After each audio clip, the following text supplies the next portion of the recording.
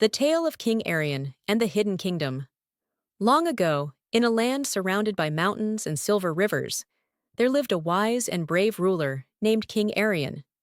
His kingdom, Eryndor, was known for its golden fields, shining palaces, and people who lived in peace. But King Arion had one secret. He feared that one day, darkness would return to claim his land. Every night, the king walked alone through the royal gardens, looking at the stars. His heart was heavy. He remembered the prophecy his father once told him.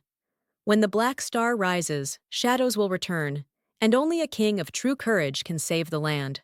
For years, nothing happened. The people laughed, worked, and celebrated festivals. But one autumn night, something strange occurred. The moon disappeared behind thick clouds, and in the sky appeared a black star. That very night, whispers began in the forest. Wolves howled louder than ever, rivers turned dark, and crops started to wither. The people grew afraid. King Arion gathered his council. Some advised him to stay in the castle and protect the throne. Others said to raise an army. But the king shook his head. No, a king must walk where his people fear to go. If the shadow is real, then I will face it. And so, he set out alone, carrying only his sword, a lantern, and the crown of his ancestors. Into the dark forest, the journey took him deep into the forest of echoes, where no man dared to walk at night. The trees whispered his name, and shadows moved without shape. At dawn, he met an old hermit sitting by a fire. The hermit looked into his eyes and said, "Bravery is not the swing of a sword, my king. Bravery is the strength to protect even those who curse you." The hermit gave him a wooden flute and told him, "When the time comes, play this. It will awaken what is hidden." King Arion thanked the old man and continued. The Dragon of the Mountain. After 3 days, he reached Mount Calor, where the shadow was said to rise. Inside the mountain's cave lived a dragon, older than the kingdom itself. Its scales were black as coal, and its eyes burned like fire. The dragon spoke, "Why does a king enter my lair? Do you wish to slay me, like those before you?" Arion bowed his head. "No, I came not to kill, but to seek truth. Tell me, why has darkness returned to my land?"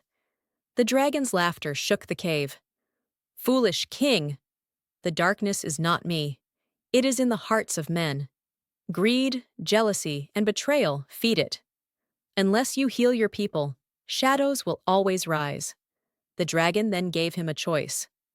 "Fight me and win gold, or leave with nothing but wisdom." The king chose wisdom. He turned and walked away, though his sword hand itched for glory. The hidden enemy. When Arion returned to his kingdom, he found betrayal waiting. One of his own lords, Lord Kyle, had taken advantage of his absence. Kyle whispered lies to the people. "The king is weak. He seeks monsters in the forest while we starve. Follow me, and I will give you food and power." Many villagers began to turn against the crown. King Arion did not raise his army. Instead, he climbed the steps of the city square, stood before his people, and played the flute the hermit had given him. The sound was soft, like the wind through leaves. As he played, the darkness lifted. People felt their anger melt, and their hearts grew light. They remembered the kindness of their king, the man who shared bread with peasants, who fought beside soldiers, who listened to every voice. Lord Kale's lies were broken, and he fled into exile. The kingdom saved. The black star vanished from the sky, and the rivers turned clear again. Crops grew golden, and joy returned to the people. King Arion had not won through swords or battles. He had won by courage, wisdom, and the power of unity. That night, standing on the palace balcony, he whispered to himself, "A true king does not rule by fear or gold."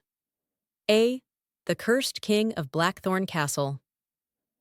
Long ago, hidden deep in the misty hills, stood a mighty fortress called Blackthorn Castle. Its towers rose high above the forests, and its halls echoed with songs of power and wealth. The ruler of this land was King Malric, a man feared by enemies,